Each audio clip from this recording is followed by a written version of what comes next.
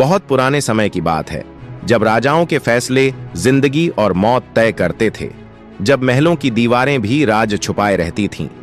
भारत के घने जंगलों के बीच बसा था विजयनगर राज्य, जिस पर शासन करता था एक प्रतापी राजा, महाराज विक्रमादित्य। प्रजा उन्हें न्यायप्रिय मानती थी, लेकिन महल के पीछे खड़ा था एक ऐसा सच जिसे जानने की कीमत जान से चुकानी पड़ती थी। महाराज विक्रमादित्य को अपने पूर्वजों से विरासत में मिला था काले पत्थर से बना एक सिंहासन। कहा जाता था जो भी उस सिंहासन पर बैठा उसने असीम शक्ति पाई, लेकिन बदले में कुछ बहुत कीमती खो दिया। हर रात जब पूरा महल सो जाता, सिंहासन से आती थी घिसटने जैसी आवाजें, मानो कोई अदृश्य चीज उस पर बैठने की कोशिश कर रही हो। सेनापति ने कई बार राजा को चेताया, लेकिन राजा ने इसे अंधविश्वास मानकर टाल दिया। एक रात महल का सबसे वफादार पहरेदार भीमसेन अचानक चीखते हुए सिंहासन कक्ष से बाहर भागा। उसकी आंखें सफेद हो चुकी थीं और गले पर काले उंगलियों के निशान थे।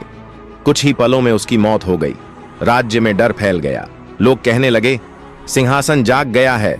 राजा ने दूर पहाड़ों से एक तांत्रिक बुलवाया, काल भैरव योगी।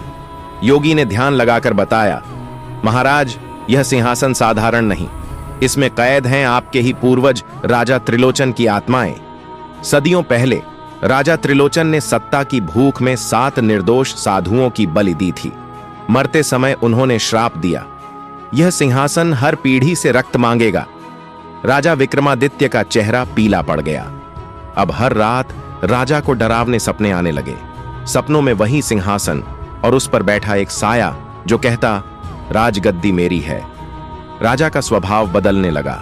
वह क्रूर फैसले लेने लगा, बिना कारण सजाएं देने लगा। रानी ने देखा, राजा की परछाई अब उसकी हरकतें देर से दोहराती है। काल भैरव योगी ने बताया, श्राप तोड़ने के लिए राजा को खुद सिंहासन का त्याग करना होगा और आत्माओं से क्षमा मांगनी होगी। अमावस्या की रात महल के तहखाने में अनुष्ठान शुरू हुआ। जैसे ही राजा ने सिंहासन छोड़ा, पूरा महल कांप उठा। दीवारों से खून जैसे निशान उभर आए। आत्माओं की चीखें गूंजने लगीं। राजा ने पहली बार अपने पाप स्वीकार किए। सुबह जब लोग महल पहुंचे, सिंहासन टूटा पड़ा था और राजा विक्रमादित्य गायब। लेकिन अजीब बात यह थी, हर पूर्णिमा की रात महल के खंडहरों में आज भी किसी राजा के चलने की आवाज आती है और सिंहासन की जगह से अब भी एक सवाल गूंजता है, क्या राजा विक्रमादित्य ने सच में मुक्ति पा ली या वह आज भी सिंहासन के श्राप में कैद है? आप क्या सोचते हैं? कमेंट में जरूर बताइए।